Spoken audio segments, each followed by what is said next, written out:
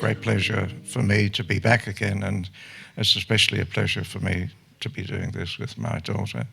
I'd say that this is the first time we've done this, but that's not true. We did it last night. Practice. In Benalla.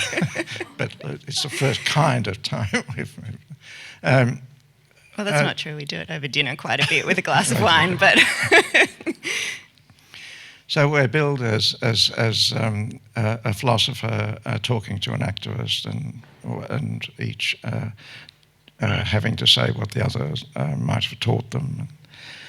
So I thought what we do to start with before we go straight into our conversation is to set some of the background. And I want to say something a little bit at first about philosophy, and then Katerina will lay out what we take to be the facts and which will be assumed throughout our discussion. Philosophy is a very controversial subject, a discipline. There are controversies within each of its subjects, in epistemology, say, or the philosophy of mind, and moral philosophy, obviously, too. But there's also controversy about how to do philosophy well. And indeed, there's controversy about what it is to do it at all. Jacques Derrida, whose name I'm sure many of you will know, is regarded by many as a great philosopher, but by some as not a philosopher at all. I'm quite serious about that, and that might give you the impression that philosophy, for all its claim to be a very self-critical discipline, might in fact have a fair share of bigotry as well. But anyway, the disagreements that arise about whether it's being done well or whether it's being done at all usually centre on what it is legitimately to persuade someone to believe something, what counts as legitimate persuasion, and what counts as some other form of, I won't specify because that's part of the controversy.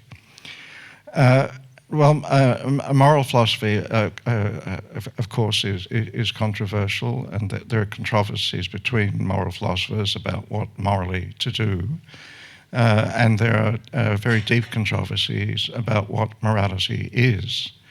When I teach students moral philosophy, they're always very impatient to know whether morality is something inherited or whether it's culturally determined or whether you need to be religious to have a morality and so on. And I have to tell them they have to be very patient because they assume they know what morality is, but they don't. And they'll take some time for them to find that out.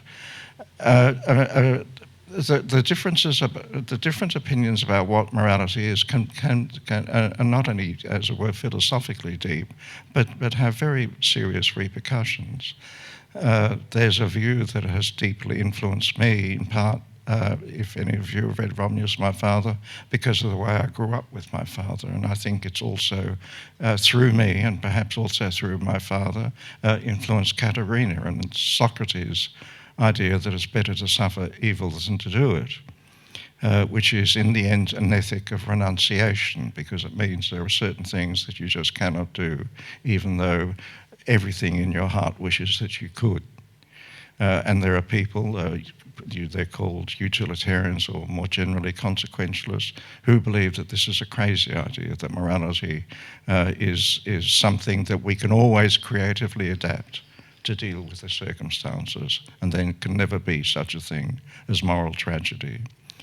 And there's also a conception of what it is for something to be of moral concern, which is shaped by the idea, largely through the great philosopher Immanuel Kant, which is the idea that every person possesses a dignity that's inalienable and to which there is owed an unconditional respect. And it's being inalienable, it's obviously quite different from the kind of dignity that people can lose and fear to lose when they get older and lose their marbles and so on. And if you have this conception of the inalienable dignity of each and every person, then you'll have a very robust conception of violation, the way in which human beings can be violated by what's done to them, which people, consequentialists, for example, or utilitarians, have no conception of whatsoever. And if you have that conception of violation, your idea of compassion will be very different. If your compassion is for someone who suffered a wrong, because you'll see it under the notion of a violation, whereas someone else with a different moral conception may again not do so. And it'll affect your conception of empathy.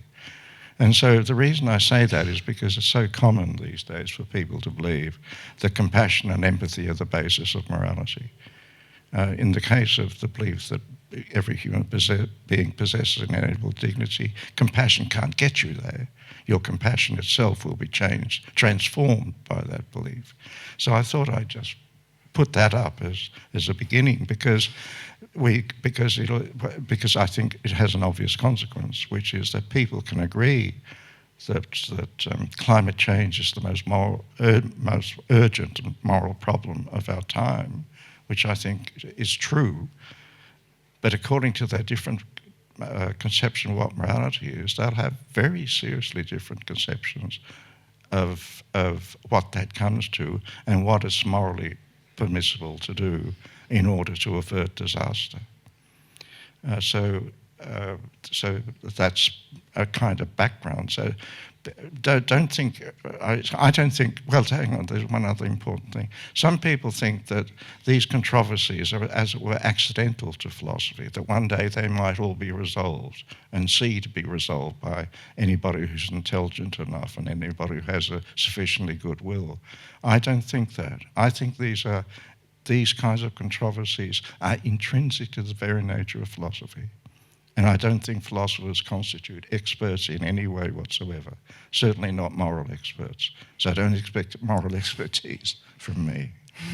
But you'll get some expertise now from Katerina when she tells you what the facts are. Oh, gosh. Gosh, I feel a bit, I feel like I'm going to be a real downer now. Look, I don't want to go into too much detail about facts. We're here really to discuss, I guess, some of the moral and personal issues and the way in which we've influenced one another. But we sort of did agree that it's probably good to just outline those key facts that really have informed those moral questions and that will inform the discussion tonight. Last night I only did the doom and gloom. I'll try and include some of the happier facts. If I forget, remind me. So we know that our planet has now warmed around 1 degree since pre-industrial times, potentially 1.2 depending on where you decide to start counting from. That 1 degree of warming we know is almost entirely, if not entirely, caused by human activities putting greenhouse gases in our atmosphere, and that warming has already caused terrible things, extreme weather events that have led to loss of human life, animal life, species, the bleaching of the barrier reef. I'm sure you're all well and truly aware of things that are happening now. And that's really just the beginning, because we are forecast to hit the next degree of warming well before 2050, before my kids are my age. So whilst we've warmed 1 degree in around 150 or so years, the next degree is going to happen in decades.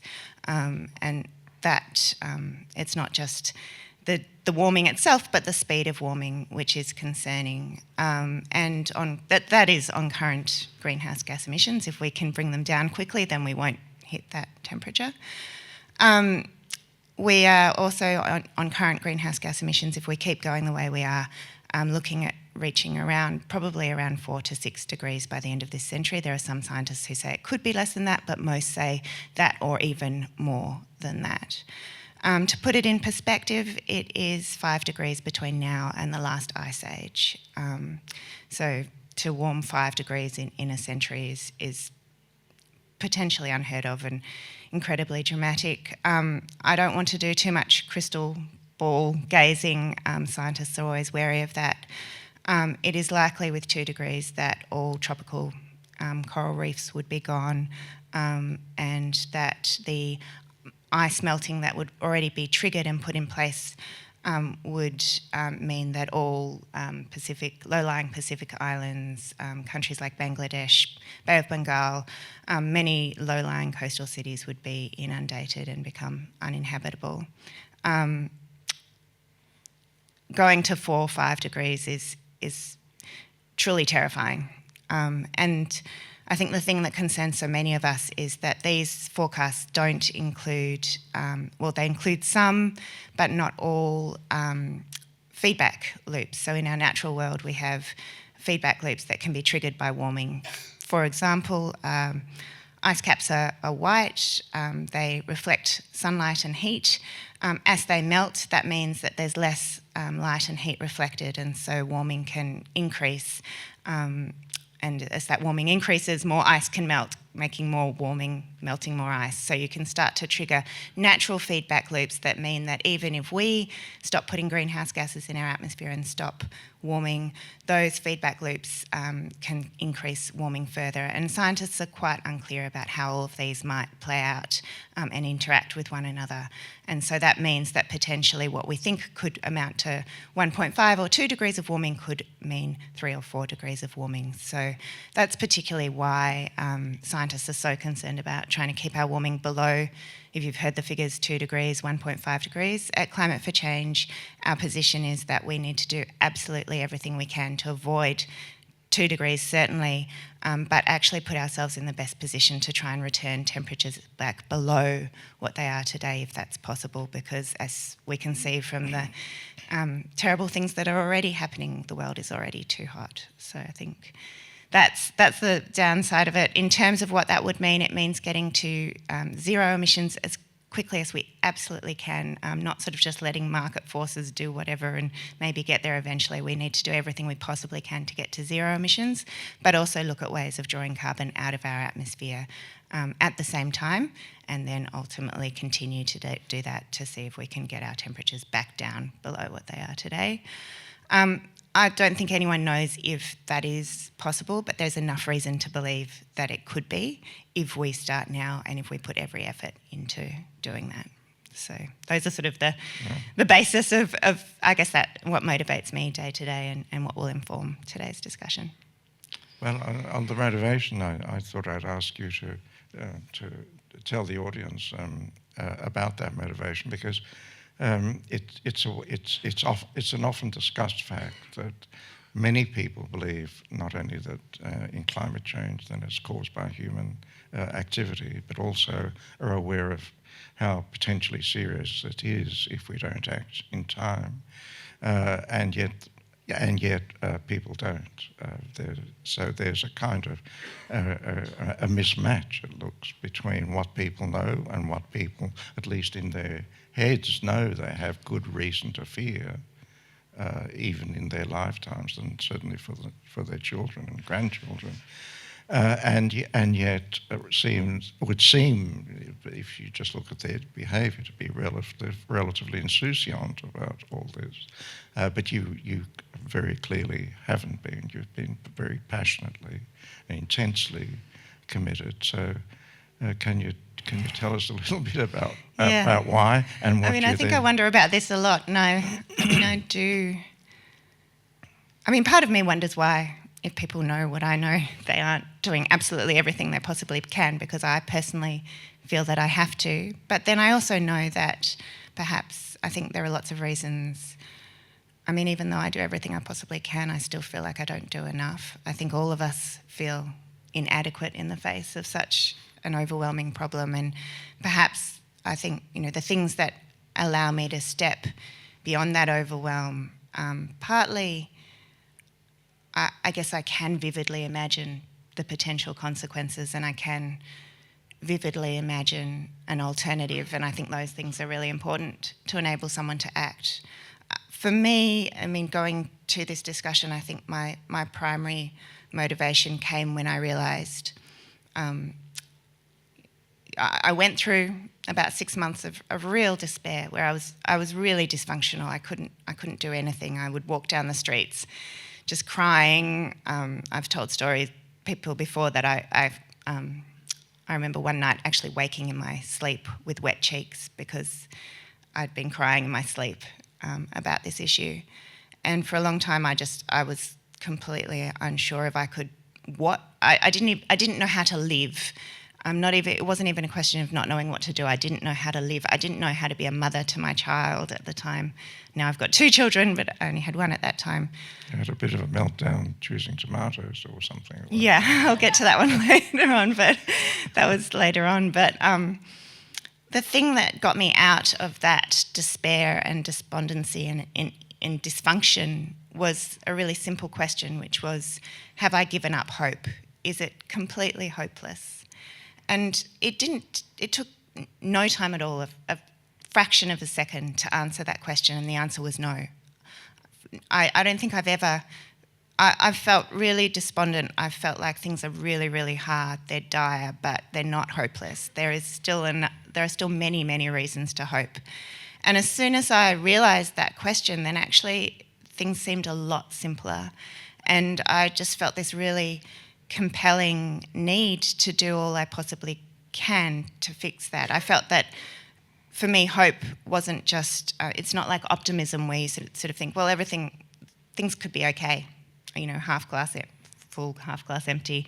It was a sense that if I hope, then I have a moral responsibility to do everything I can to realise that hope. So for me, the idea of hope comes with a moral compulsion, which I'm not sure if that, I feel that very strongly.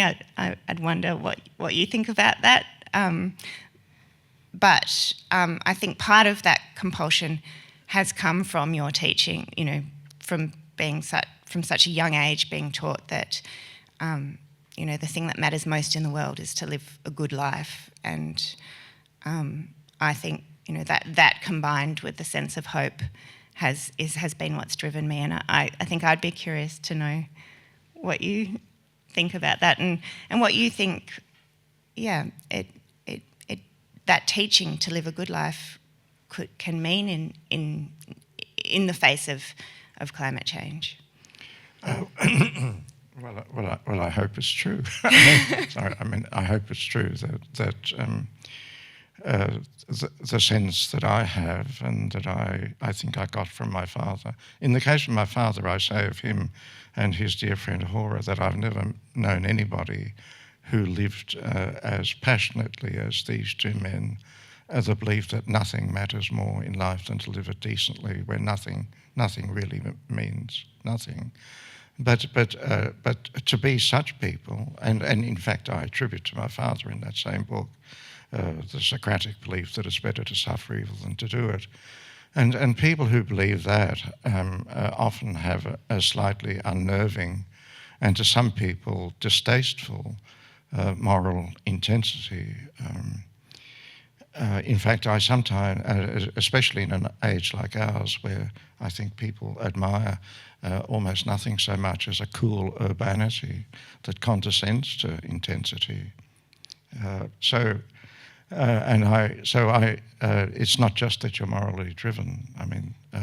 I think you're morally driven with that kind of intensity that I recognise. And we'll talk a little bit later about hope, because I'd like to know how much has got to do with an assessment of how things actually will turn out. And those assessments can change, of course, depending on how you see the facts and how the world changes.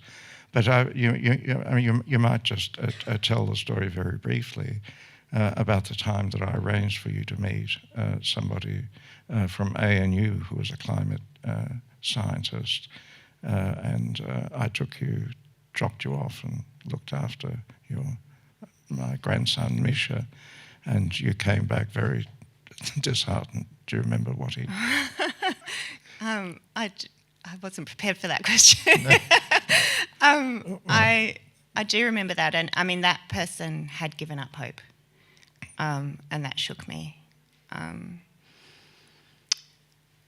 I guess that question about whether my hope is based on reality or whether it's a choice, I don't know.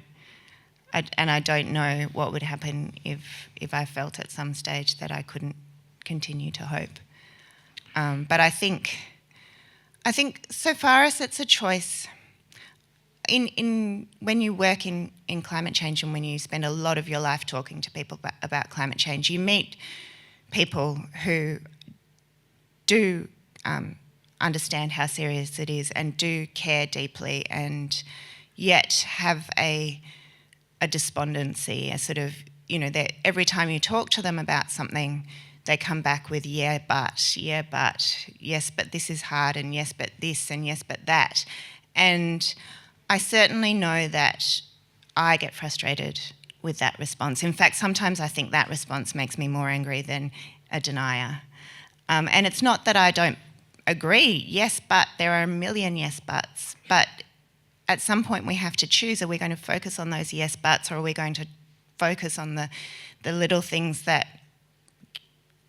mean that there is, that I think mean we can't give up hope. And once if you ask yourself that question and you feel that you can't say that you've given up hope, then I think at some point you just have to choose to focus on that and do everything you can, and stop telling yourself all a million reasons why things might not work, because yes, you have to be realistic. It's not that I don't acknowledge all of those things, but it's work to make yourself continue to focus on the things that give hope, and to tell yourself all of those things. And I think I feel we owe it I feel that I owe it to my children to make sure that I continue to do that. But the other thing is, I also feel I owe it to my children and to the world to do everything I can to love the world right now and enjoy it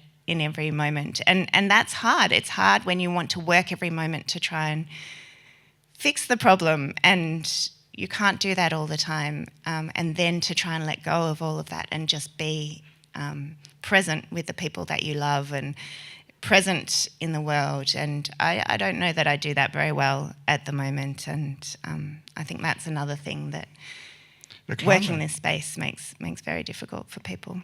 Well, climate change seems to me unique in the problems that human beings have faced, insofar as there are people who are very knowledgeable, like this person, who in fact said to you, look, there's no hope, go home, be with your children, be happy, there's no hope, give it up. And Clive Hamilton has said almost that, thinking that though there are ways of preventing catastrophe, he doesn't believe that human beings will find the will to do it. And this to some degree, it's a serious disagreement. It's not clear which way one might go here. That we'll come back to this towards the end, I think, about hope. But there is that famous phrase that from Gramsci, which is a pessimism of the intellect and an optimism of the will. Optimism is not quite the word that I would like, but with you actually said a minute ago, is it a choice? And there is a very, in that quote from Gramsci, a very clear statement that whatever your, it's not as though the will for Gramsci goes against the mind. It's as though one. But I think this is anticipating what we're going to talk about later. But it doesn't matter. We're on the thing. But on the topic, I feel very deeply that our humanity is not something that's given to us once and for all, in the way species membership is. But it's something we have to rise to in our lives, to realise that humanity, and that's not something that can ever end. It's not as though some people are really good at realising their humanity and can do it by 20. It takes others till they're 40, and some people never get there. It's something that one's called upon to rise to until the day one dies. And if one thinks like that, and then it gets to the stage where one thinks, I have no idea what can work anymore, right? in that sense, completely overtaken by pessimism of the will, of the intellect, because as far as your intelligence shows you, it looks, there's nothing that can be achieved. But it's not then that you could just lay down and die. You would just have to do, in what one might call blind hope, something or other, until you die. I hope so. Well, but anyway, tell us what you do. We'll lighten it up for a minute. Climate for Change is a really small not-for-profit, and I guess, well, I mean, on that matter, I think where, Clive Hamilton and I can't remember who it was that I actually spoke to it from ANU, but, where they had given up hope, it was more on the side, not on the side that this couldn't be fixed in a sort of, that we couldn't technologically fix this, or, we couldn't, that I don't think they believed it was impossible to get to zero emissions. What they felt was impossible was that humanity would rise to that. And so I think that's where I do differ. I think we might talk about this later, but to see the best in humanity and to love humanity, despite knowing what it's also capable of, I think is really important in this work. And I think that is a strong choice of mine, although it's based in observations of reality too. But on that, I mean, I think that the starting point for us is that the biggest problem we face at the moment is not so much climate change or fixing climate change, it is finding the political and the social will to fix it. And so that's really what our work is about. It's trying to create the social, we say the social climate or the social will to fix climate change, and particularly the social climate that would enable the policies that we need from politicians to be put forward without another Prime Minister losing their job and without fear of backlash. And in fact, those that are trying to undermine action are no longer tolerated or have that place in our body politic. And our work is based on social research that tells us that, well, first of all, that the vast majority of people agree that climate change is real, it's serious, it's urgent, we should be doing more, even at significant cost. 80% of people answer that we should be doing more, even at significant cost. But when actual policies like the carbon tax are put forward, by the end of the sort of fear-mongering, usually only about 40% of the population will maintain that support. So there's 15 to 20% of the population who say that in principle they agree we should be doing more, even at significant cost, but aren't willing to agree once actual concrete measures are put forward. And that's, I guess, ultimately who we're trying to reach, and to help them understand what is needed and persuade them to support what is needed. And our work is based on social research that tells us that whilst mass media, social media, billboards, campaigns, all of those things are really important in raising awareness, keeping an issue at the front of people's minds, sort of influencing the national zeitgeist. People form really deep and committed opinions and understand issues, process information when they have conversations like we are now with one another, and particularly in conversations where there's trust. And so all of our work is based around trying to help people understand the issue and what they can do about it through conversation, but also helping people who are already passionate and concerned and wanting to do more to have better conversations with the people around them. We're small, we've got lots of big plans, but the program that we have had, our sort of flagship program and one we've had considerable success with, has the imaginative name of Climate Conversations. And it uses the Tupperware party model. So we train facilitators, I think some of them are in the room tonight, to run a conversation that we've sort of worked through a sort of format for it. It takes about 2 to 2.5 hours, and then we find hosts who want to invite their friends over to their house. The facilitator facilitator goes, runs the conversation, and at the end of the conversation, a really important, we invite people to do a number of things, but a really important one is to host the next conversation. And in that way, we can create a time and space for a conversation of enough depth to create individual change, but in a way that allows the scale that could create social change. And by going sort of deeper into friendship groups and networks and into the community, we get to reach people who probably wouldn't come to an event like this, but will go to a friend's house to have a meal and a chat. So I'm particularly pleased that the survey that we do when we run these conversations tells us that over 50% of our audience are people who aren't engaged with other climate organisations and don't sort of connect with this issue pretty regularly. So that's pretty exciting. Well, the conversations we've had and my growing, and I have to admit a bit ashamedly, rather late awakening to, not to the facts, but to them taking some hold in my actual life. And it's not as though in my writing and thinking I have focused directly on climate change.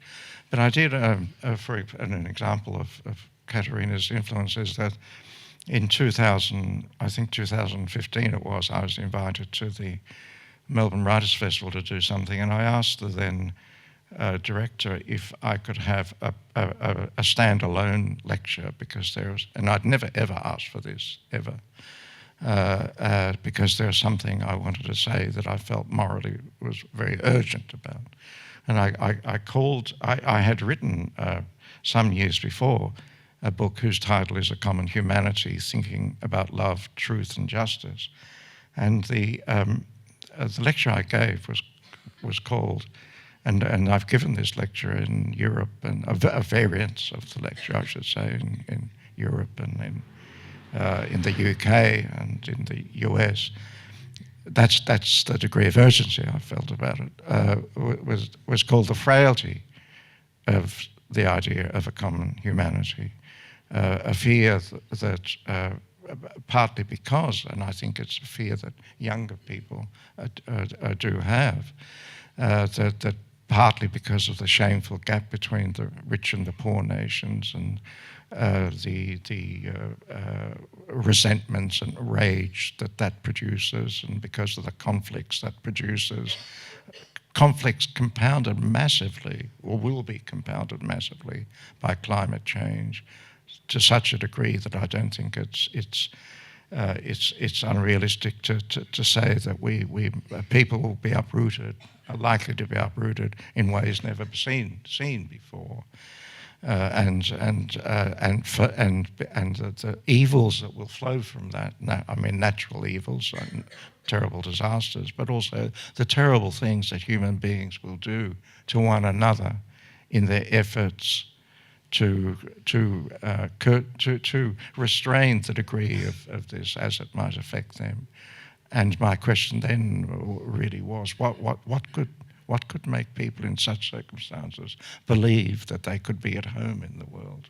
How could they think of the world as their home, the world as a good place, despite the ill in it? And it seemed to me their faith about this would be tested to the most terrible degree. And although, I mean, what I spoke about there was the relation of morality and politics and international law and the place of that, and didn't particularly directly mention climate change. Anybody who thinks about climate change has to think about those things. I mean, that's climate justice, it's often called. And the other thing, which we've already touched upon, that has deeply influenced me is thinking, when reflecting upon the way in which your imaginative sense of this has gripped your life in a way that is, on the one hand, astonishingly unusual and unnerving, and I have to say, as your father, worrying. But that's on the one hand, And on the other hand, if you simply describe what it is that makes you like that, it seems obvious. It seems, what else could you do but that? So there's this strange, but that's the disconnect you feel constantly, and it leads to very naturally to a kind of sense of alienation from, and then self-criticism, of course, because you think, oh, you just become puritanical. Of course, the reason we want to avert climate change, as you said before, is so that people can enjoy the things. We can all enjoy the things we're now enjoying. You have that marvellous quote from Churchill. Well, it's not a quote, but yeah, I guess. Yeah, so I mean, I think, look, I'm not the only person. You might find it unnerving, but certainly most of the people I work alongside, alongside day by day, I think, I see many people struggling with this daily. And I mean, it is the sense that, on the one hand, I mean, when you say sort of unnerving or you worry about me, part of me wants to shake everyone I know, and everyone who tells me, you do too much, or, why don't you rest? And I sort of want to say, what if everybody else just did so much more that I could rest? And, there is a constant feeling that, you want to sort of call on people, and yet at the same time, I don't want people to stop doing the things that they love, because that's why I do what I do, because I want the world to keep being as it is. And if we all stopped what we were doing to go and fight climate change, then it's, I guess, Churchill was asked why he kept funding the arts and music during the war, and he said, well, what the hell are we fighting for if we're not fighting for that? And I think, that is a constant... It is partly that moral dilemma of, I mean, a part of living a good life is to live a good life to the people around you, and to be a true friend and a good, I feel a good mother and a good wife and all of those things. And I actually feel I fail in that a lot of the time because I'm so focused on climate. And yet, so I think those are things that that question of what is a good life and what is a good life in the face of climate change makes really, really difficult. Well, last night when we spoke, I talked about the possibility of a love of the world that's not conditional upon an assessment of whether things turn out well or badly. And I was going to read something that makes that concrete. I won't. But there is such a thing. It's not like being really happy on a nice spring day. And it's not like being happy on a nice spring day and then having that for the rest of your life, because that's partly why it's a sense of unconditional commitment and love of the world. And you emphasise, and then you said yes, and you said it this evening too, a love of humanity. But it seems to me that these two things just can't be separate, because as human beings, we're creatures. We're creatures of nature. And Plato pointed out that beauty is the thing that we most naturally love. And he also pointed out very one of the most important things I've ever read. It's so simple. We become like what we love. And the beauty of the natural world, it can be for many people, and has been for many people, a way, a love of the world mediated by the beauty of the natural world, and thereby, which I think is the right model for an idea of a disinterested love of the world, not a love of the natural world there only for our exploitation. You don't exploit what you love, and then to have a sense of our creatureliness, without which I don't think we can ever be at home in the world. Yeah, I think, I agree with all of that, but I think when I sort of raised the, and a love of humanity, I think what I was getting to is that, a lot of people, and I think you do perhaps come across this sometimes more in an environmental movement, maybe not, maybe it's everywhere, but a a sense that, almost and it was often an anger with human beings for destroying that world. And I think it is really, really important in the work. I mean, it's a really important motivation for me, and it's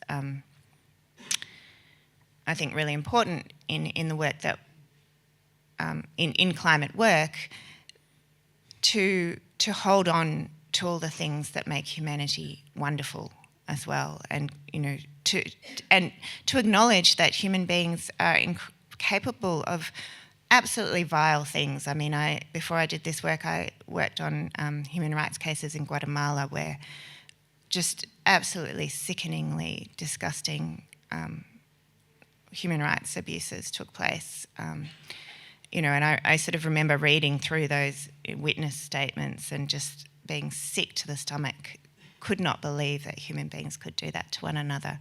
And yet, to know that about humanity and then to still believe in its goodness and to have faith in that goodness and to hold on to that and to focus on that, I think is really, really, really important. And I mean, it is backed up just by the social research that whilst there are human beings capable of terrible things, and even I think the majority of people are capable of terrible things, we are mostly good, I think, and we want to be good, and we have to do everything we can to nurture that and have faith in that. And I mean, and there is also research that the vast majority of people are driven by what are known as compassionate values, yet the vast majority of people think that most people are driven by selfish values. So we have this strange, this sort of false belief that we believe we're motivated by compassionate values, but the majority of the world is not.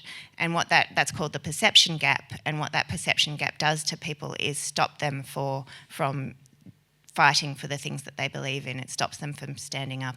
People are less likely to take action when they believe that others don't believe the same thing that they do. And so it's really, really important for us to remind ourselves that actually most people are good. We do want to be good and make the world better, and we care about mostly the same things, and we have to hold on to that and try and find that common humanity. And that's particularly important, I think, given the things that are going to get worse as climate change gets worse. Well, I think it's time now. There's a clock here that's at our feet. It's time now to open up for a Q&A. May I ask that you keep your questions brief? There's a person right in the front here. I'd like to thank the Wheeler Centre for another great discussion. And I was going to thank you guys for a very optimistic talk, but I'm not sure that's the word I can use, but thank you nonetheless. Facts and morality you mentioned at the start. I've read that the US actually reduced its CO2 emissions in 2017, but it was way offset by increases in China and India. Can you comment on whether that's true? Morality. I understand that some people in the world are so distressed at the prospect of climate change and the effect of humans that they're not having children themselves. Do you think that's sensible when the developing world is breeding like crazy? Well, there are two parts to that question. One is it sensible given the developing world is breeding like crazy? That's but the other part that I'll address is what I feel about people thinking that they don't want to bring children into such a terrible world, or a world with such terrible prospects. And I feel that really is you couldn't make a more dramatic statement of your loss of hope in the world than to decline to have children for that reason, and let's say that reason alone. But I also feel very strongly that Let me go. Sorry, this is something that we would have talked about. Give an example of a philosopher whose name was Ludwig Wittgenstein. On his deathbed, he told his doctor, "Tell them, my friends," he meant, "that it's been a wonderful life." The biographer who records this was a bit puzzled because Wittgenstein had a very unhappy life, a life of great misery in some respects.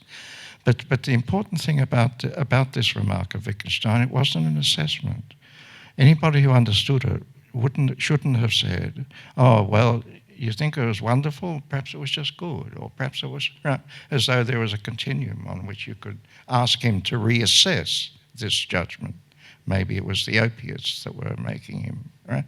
So this is an expression actually of a kind of unconditional gratitude to the world, not up for reassessment, not weighing things up and down.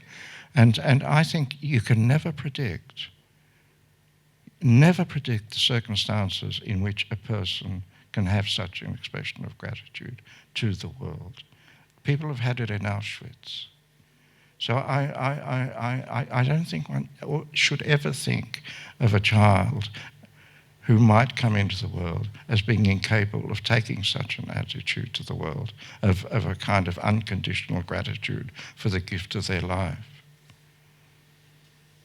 I'd like to respond to that question. I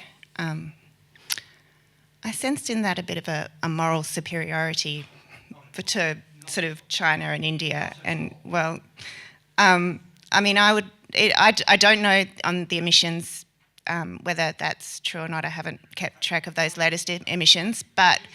You've asked your question. Let her answer. But I mean, I would like to say that it is true that China and India, when they look at emissions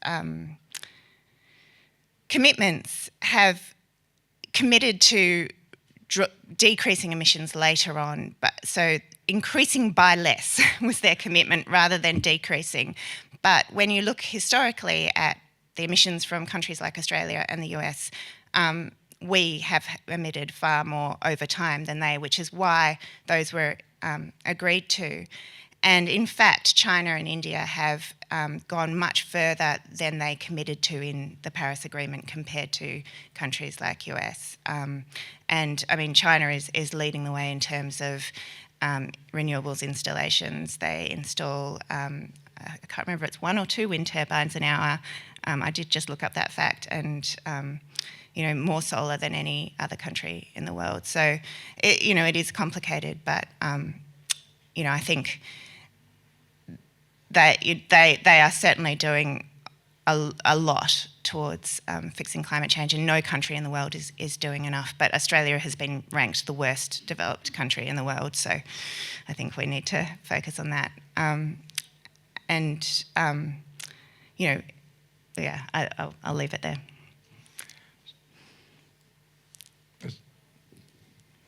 Katerina, thank you for telling us why you hope. And those of us can remember living through the Second World War can relate to what Churchill said, because really Australia was defeated. We just didn't take any notice of it, and we went on to win. But I'm wondering if you have thought about the example of the Indigenous peoples who lived through climate change many times over. They arrived at the beginning of the last ice age, and they lived through the rapid sea level rise at the end of it. And they used their technologies, what they did have, to fit themselves into the prevailing ecosystems, not to try to dominate them. I'm just wondering if you had explored some of those and how it can generate hope. Thank you for that question.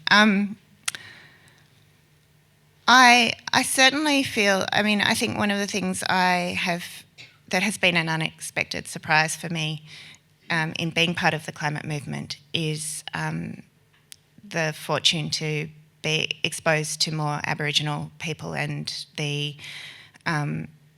fights that they have. They are some of the people who are actually affected most already by climate change and who are fighting some of the bravest fights against extraction companies like Adani. And certainly, being exposed to that and hearing their stories has definitely given me hope, a sense of humility as well. And inadequacy as well. I find it. I'm only scratching the surface and trying to understand everything that they have been through and the resilience and strength that they show in the face of that. In terms of how they have responded to climate change in the past, I'm not as familiar with that, but I also think, it's so hard to apply that to now, given particularly that climate change happened much slower than what we're facing at the moment. But certainly I think I have been really moved by the Aboriginal people that I have met through working on climate change and really, and they do give me hope and a lot more than that. Someone in the middle there. Just to come clean, first of all, I have a daughter who has 2 young children and a son who refuses to have children on the basis of what we've been talking about tonight. He's a scientist and he says the world is going towards being stuffed. So it just kind of puts that in perspective, I suppose, in some sense, that the world is divided or young people are divided about that. My question is really concerns the fact that democracies, or a lot of democracies around the world, obviously America being one, Australia being another, do not seem to be coping with making a strong decision in tackling this climate change.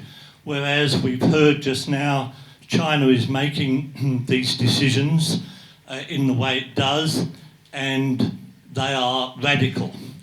My question is, do you see climate change perhaps making a political change in the way the world works? In other words, moving away from democracy, which does not seem to be working in this case, to a more political situation like China. Can I respond first to that? I think one of the reasons one of the other reasons that drives me to do the work that I do is because that terrifies me. That I think it is possible that the worse things get with climate change, the more likely we are to see totalitarianism and fascism and a whole lot of terrible things all over the world. And I want to believe that we can fix this without going there. And I think the more that we can all engage people in democracy and as citizens now, the better our chances are of avoiding that. I choose to believe, I want to believe that we can fix it without losing democracy. And I think if it came to, I think my dad, Ray, mentioned earlier, when in the introduction, that I think there are some real questions around how far are we prepared to go to fix climate change. At what point do we say that actually the things that we would be prepared to fix this problem are too wrong, and that we choose not to fix it rather than to go there. And just quickly on that, I think one of the things that I have been shocked to learn through the work that I do is how little so many people actually conceive of themselves as citizens in a democracy. And most of our conversations actually end up being not so much around climate change, but what it means to be a citizen in democracy and what we can do as citizens and what we are compelled and obliged to do. And I'm also heartened because so many people actually really respond to that message and feel really excited about that message as well. So I think we all need to do everything we can to safeguard that democracy. Well, I agree. I think I have felt actually since the 70s that there's a great potentiality for authoritarianism of a very brutal kind, in what was then called the environmental sort of movements, because it touches so many aspects of your lives, and there are so many points at which, for someone of my age who, let's say, thought about the nature of Soviet totalitarianism and Nazi totalitarianism, and especially in the Soviet case, thinking there were an enormous number of things that would get you dubbed, objectively speaking, a counter-revolutionary and after the Gulag. But if we imagine authoritarian regimes responding to the terrible consequences of climate change, the gulags will look like nothing. It would be just absolutely horrific. There would be mass murder, just compounded and constantly. It would be a terrible scenario, and of course there are people we know. I mean, the last century was a utterly blood-soaked century. We know people will do this, and that's why Katerina is absolutely right. The expression "it happened on our watch" is a very important one.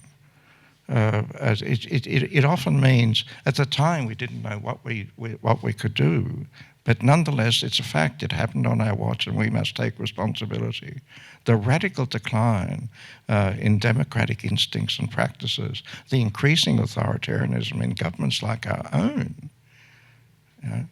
is really frightening, and there's no way in which we can avoid the acknowledgement and by younger people the accusation that it's happened on our watch. One more question. Me? Is it me? Okay.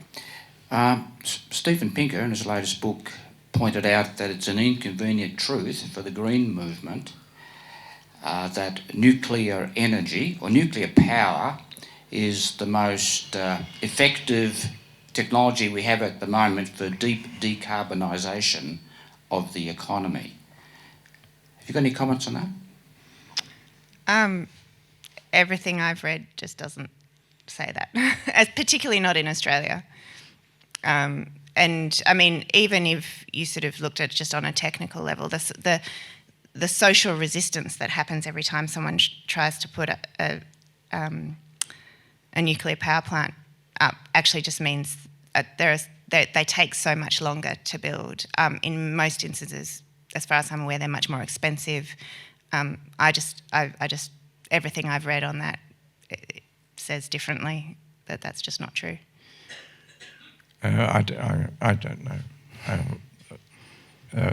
It's partly an empirical question. I do know George Monbiot is in favour of these things, which rather surprised me. And he says to compare modern nuclear facilities to Chernobyl, for example, is like comparing a Wright brothers flight to a modern jetliner. But I don't know if that's true. But the question I'm sure Katerina would ask, and I would ask, why do we think it's necessary? There are other ways. Yeah, I mean I guess that's also true. If there are ways of doing it without that, then why would you bother? And I guess there's also the risks of, I saw just with Hurricane, what's the one in the States right now? Florence, thank you. A map of a number of nuclear facilities right in its path. And if climate change is going to create more storms and more weather events like that, and we're potentially putting ourselves at huge risk by going down that path as well. Raimond, you mentioned at the beginning about the dignity of the human person. I'm wondering if we could embrace the dignity of the natural world with its innate beauty and opportunity to transform us, whether we might then find the political and social will to do something magnificent and humbling in terms of being a part of the earth, not on top of the pile, but a part within the circle of creation. I do think that. I actually, I mean, it sounds strange, I actually have grave reservations about the expression inalienable dignity as applied even to human beings, because I think it fosters the illusion that we'd never be absolutely crushed and broken, that we can always say, you can deprive me of all my alienable dignity, but there's something you can't touch. It's my inalienable dignity. In my writings, I've focused on what I've called the inalienable preciousness of human beings, and the natural world is, albeit in different ways, also precious. And for that reason, I think the idea of violation, that the concept of dignity was partly meant to capture in the case of human beings. You can have it in relation to animal life, for example. I mean, I was recently involved in a campaign to stop a chicken factory where chickens, there were 8 million of them. They were on a bit of paper, not on paper, but on a space the size of an A4 piece of paper. And I remember actually having a discussion with Peter Singer about this, and this shows actually the different conceptions of ethics. And I said to Peter, look, even if they fed these chickens something that made them cheerful chickens all day and all night, I would think of this as a violation of at the time I said the dignity of animal life and living. I would rather now just say simply it's a violation of animal life and living to do such a thing, even if they're cheerful and chirpy all the time. And we know that people have thought this about the natural world. I mean, the inanimate natural world as well. This is one of the reasons I really emphasise that the idea of a love of the world, which of course must include a love and is often inspired by the most wondrous human achievement, has to be of human beings in their creatureliness as part of the natural world. Unfortunately, we have run out of time, but that was a very hard and important conversation, and I thank you both so much for sharing it with us. I know that we have a lot of questions still to ask. As I said, please hang around. These two will be at the back of the room if you have anything you'd like to ask them. Ray will be signing, and Katerina will be signing up people to a climate for change. So if you want to facilitate. Sorry. We need facilitators, so if you want to go and have conversations, come and sign up. Thank you all so much for coming, and we'll see you next time. Well, thank